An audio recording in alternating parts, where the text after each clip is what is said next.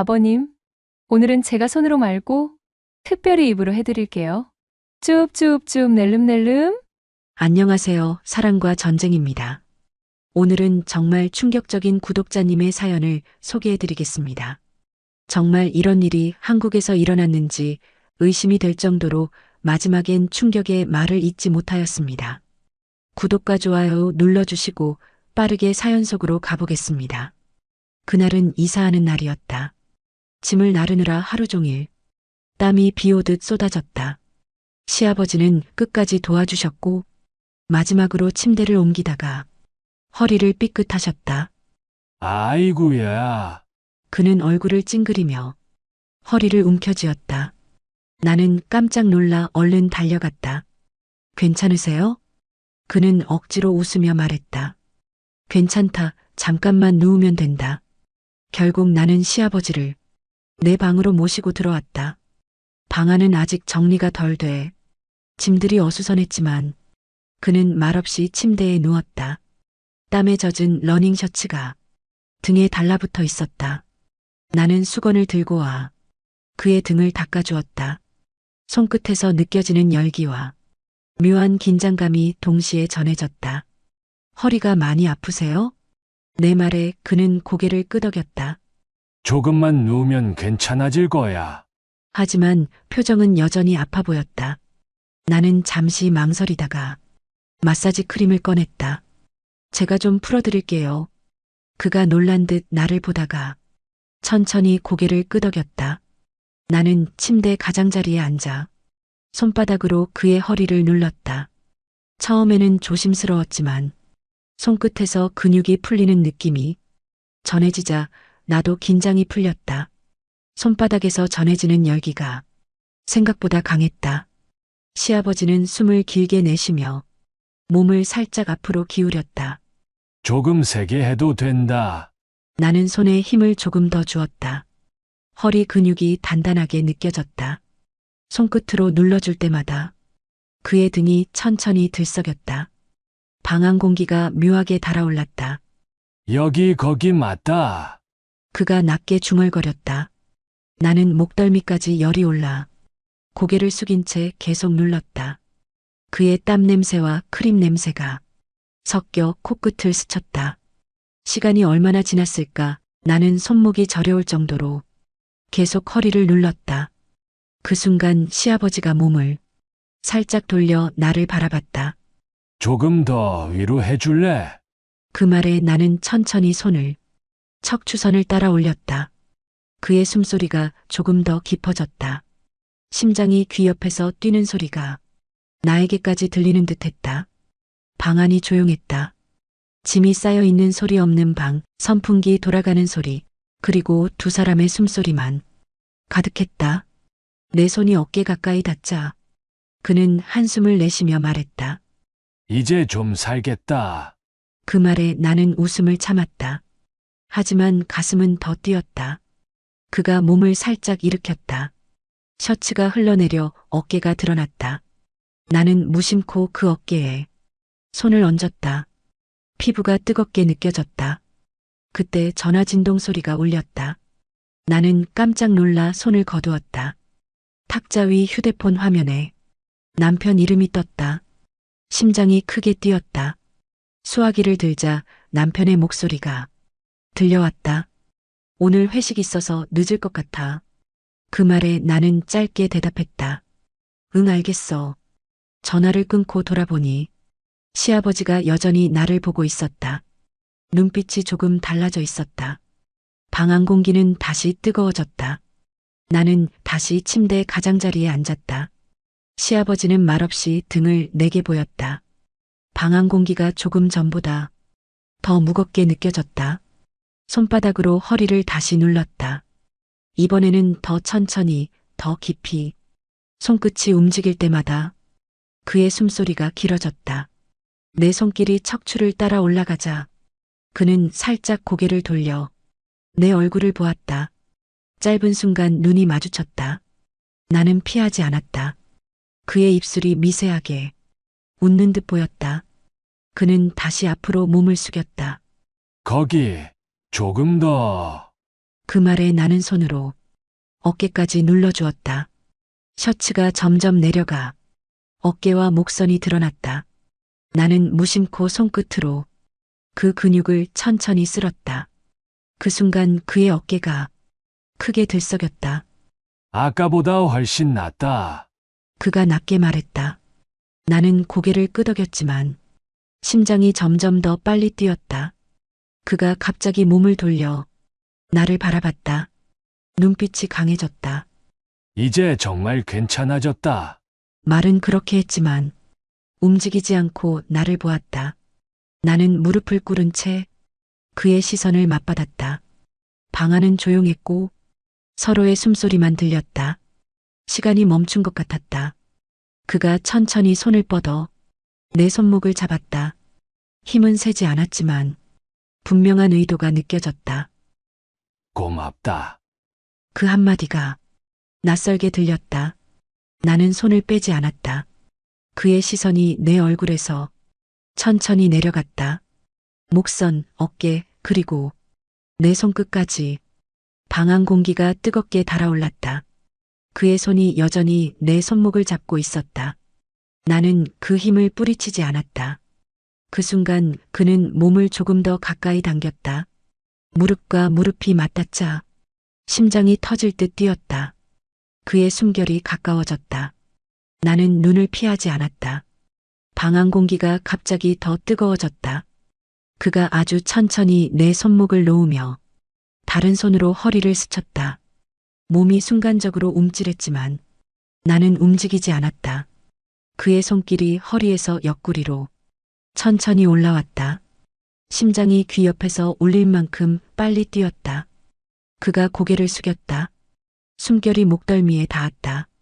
나는 본능적으로 눈을 감았다. 그 순간 그의 손이 내 등을 눌렀다. 가까워진 그의 체온이 내 몸 전체를 감쌌다. 나는 짧게 숨을 들이마셨다. 그가 낮은 목소리로 속삭였다. 싫으면 말해. 나는 대답하지 않았다. 대신 그의 시선을 마주 보았다. 그가 아주 천천히 입술을 내 쪽으로 기울였다. 입술이 닿는 순간 머릿속이 새하얘졌다. 그의 손길이 허리에서 등줄기를 따라 올라갔다. 나는 손으로 그의 어깨를 붙잡았다. 더 이상 피할 수 없었다. 짧은 키스가 끝나자 그가 다시 내 얼굴을 바라봤다. 눈빛은 깊고 확실했다.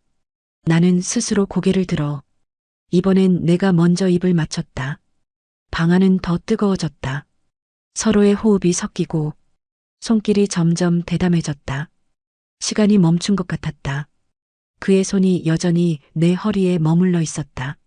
나는 그 손길을 뿌리치지 않았다. 오히려 무의식적으로 숨을 들이마시며 그의 체온을 더 깊게 느꼈다. 심장이 뛰는 소리가 귀 옆에서 울렸다. 그가 고개를 조금 더 숙이자 숨결이 목선을 따라 흘렀다. 나는 눈을 감았다. 순간 그의 손이 등을 따라 천천히 올라왔다. 등 근육이 그 손길에 따라 미세하게 떨렸다. 짧은 침묵 후 그가 아주 낮게 속삭였다. 계속해도 되겠지? 나는 말없이 고개를 끄덕였다. 그가 나를 가까이 당겼다. 무릎이 침대 가장자리에 닿았다. 그의 가슴이 내 앞에 거의 닿을 만큼 가까워졌다. 나는 숨을 들이마셨다. 그가 다시 내 손목을 잡았다. 이번에는 더 단단했다. 그의 손길이 허리에서 골반 쪽으로 내려왔다. 나는 본능적으로 몸이 긴장되었다가 곧 힘이 빠져나갔다. 그의 눈빛은 흔들리지 않았다. 나는 시선을 피하지 않고 그 눈빛을 그대로 바라봤다. 방 안이 뜨거워졌다. 짐들이 아직 정리되지 않은 방, 바닥에 놓인 상자들 사이에서 우리는 서로에게만 집중하고 있었다. 밖에서 들려오는 자동차 소리가 아주 멀리서 들리는 것처럼 느껴졌다. 그의 입술이 다시 내 입술을 덮었다. 이번엔 더 깊고 길었다. 숨이 막히는 듯 했지만 나는 손으로 그의 어깨를 움켜쥐었다. 그의 손길이 등에서 목덜미까지 올라오자 몸이 크게 떨렸다. 그가 내 허리를 잡아 천천히 침대 쪽으로 앉혔다. 나는 거부하지 않았다. 침대 매트리스가 살짝 내려앉았다. 그는 무릎을 꿇은 채 나를 내려다봤다. 눈빛이 깊어졌다. 나는 숨을 고르며 그를 바라봤다. 그의 손길이 내 팔을 타고 내려왔다. 손끝이 손목에 닿자 심장이 더 세게 뛰었다. 나는 스스로 그의 손목을 잡아 떼지 않았다. 그가 몸을 기울였다. 머리카락에서 땀 냄새가 났다. 나는 눈을 감았다. 그의 손이 허리선에 닿았고 천천히 나를 당겼다. 우리 사이에 남은 거리는 거의 없었다. 그가 낮게 말했다. 이러다 들키면 큰일인데. 나는 숨을 삼키며 대답했다. 오늘 남편 늦는다고 했어요. 그 말이 끝나자 그의 눈빛이 더 강하게 타올랐다. 방 안은 이제 선풍기 소리마저 멀어지고 있었다. 나는 침대 위에 앉은 채 두 손으로 그의 팔을 붙잡았다. 그가 내 허벅지 가까이에 앉았다. 피부에 닿는 체온이 불덩이처럼 뜨거웠다. 그의 손길이 천천히 허벅지를 스쳤다. 나는 짧게 숨을 들이마셨다.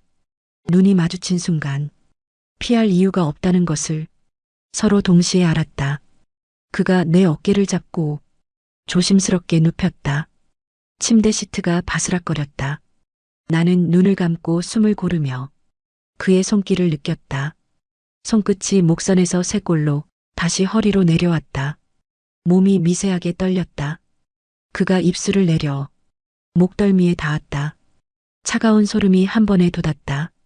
나는 두 손으로 그의 등을 감싸 그를 끌어안았다. 더 이상 생각할 겨를이 없었다. 그의 손길이 멈추지 않았다. 점점 대담해지고 나 역시 그 손길을 막지 않았다. 방 안의 공기가 무겁게 가라앉았다. 심장 소리와 숨소리만이 들렸다. 나는 그를 올려다보며 속삭였다. 계속하세요. 그 말이 끝나자 그의 눈빛이 확실해졌다. 우리는 마침내 서로를 멈추지 않았다. 그 순간 시간이 사라진 것 같았다. 밖에서 들려오는 세상 소리 대신 우리의 호흡만 방 안에 울렸다. 나는 손으로 그의 목을 감싸고 그의 어깨를 더 세게 붙잡았다.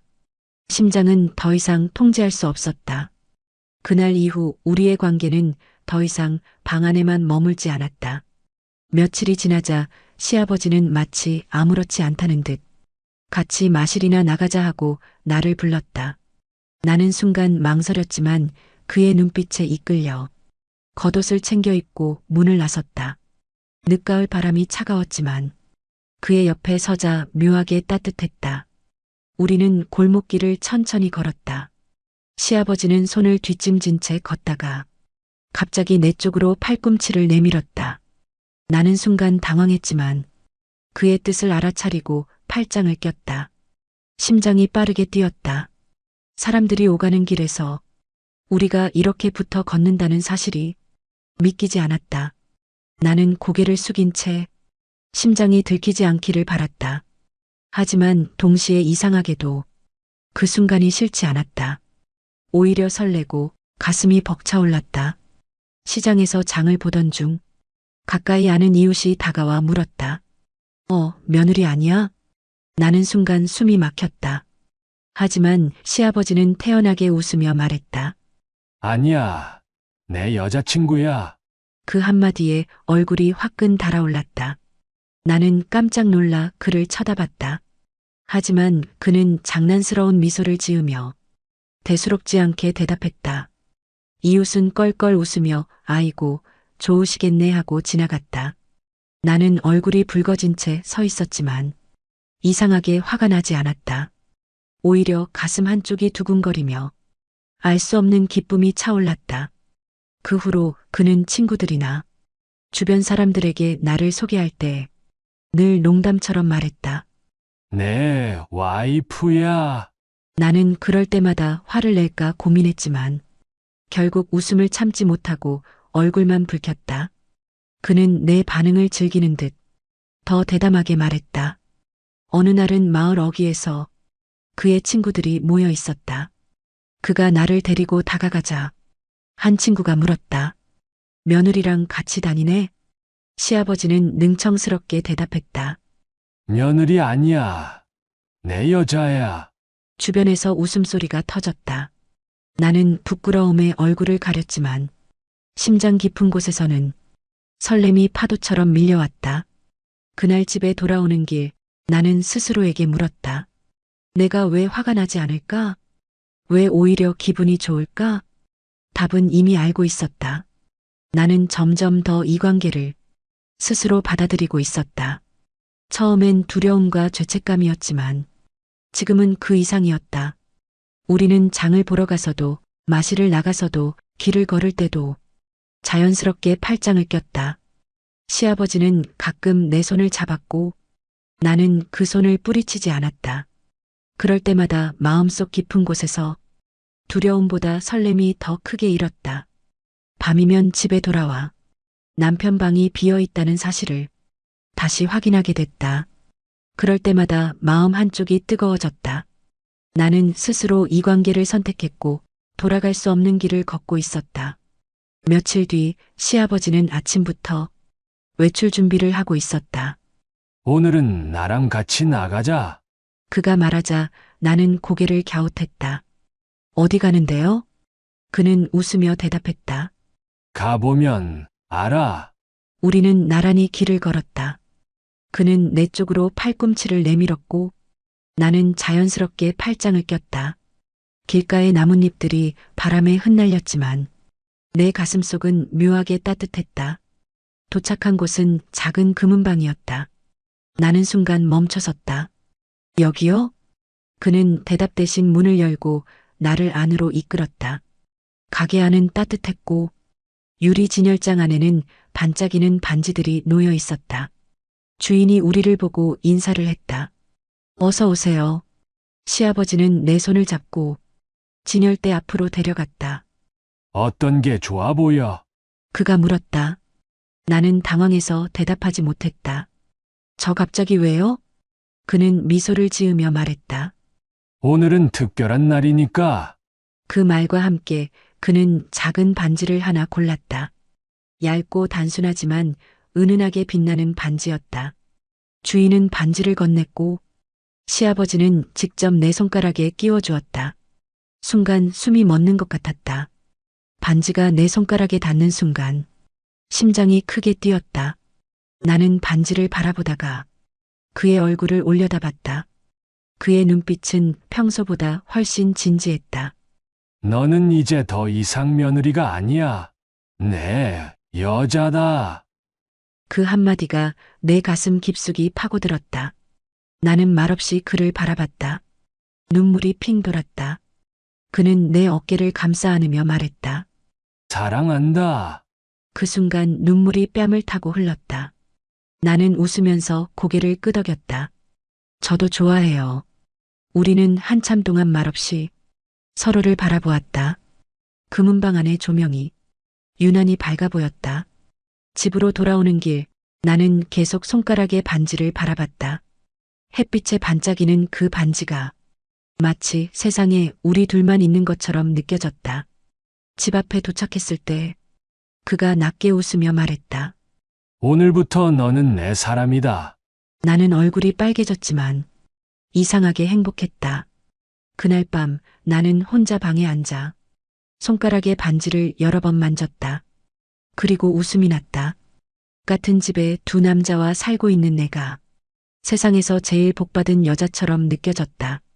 내 마음속 죄책감은 어느새 사라지고 대신 기묘한 만족감이 차올랐다.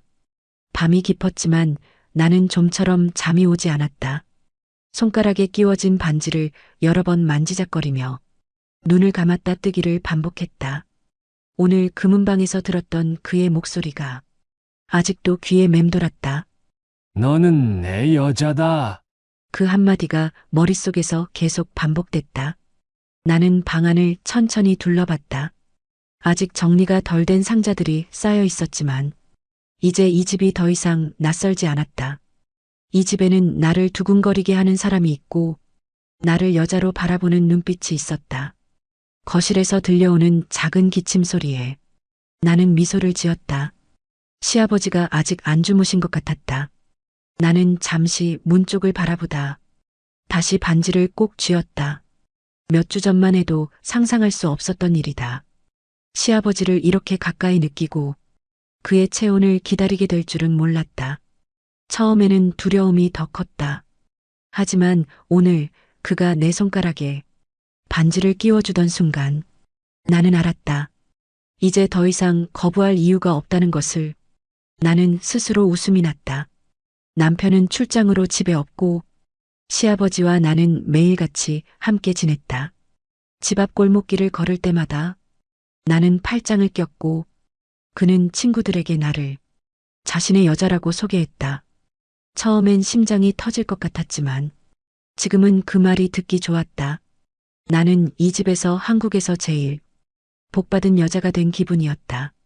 같은 집에서 두 남자와 살고 그중 한 사람은 매일같이 나를 사랑한다고 말해준다.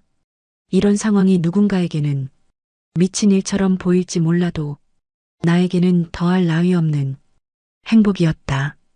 침대에 누워 천장을 바라보았다.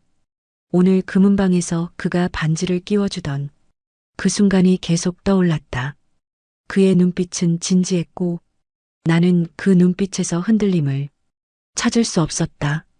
그 눈빛이 나를 다시 그의 여자로 만들었다. 나는 손가락에 반지를 한 번 더 돌려보았다. 햇빛도 아닌데 희미하게 빛났다.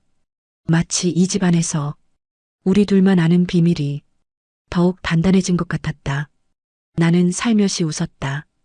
밖에서는 바람이 불고 낙엽이 스치는 소리가 들렸지만 내 마음은 이상하게 평온했다. 오늘 밤만큼은 아무도 이 평온을 깨지 않았으면 좋겠다. 여러분 어떠셨나요? 이번 사연 믿기시나요?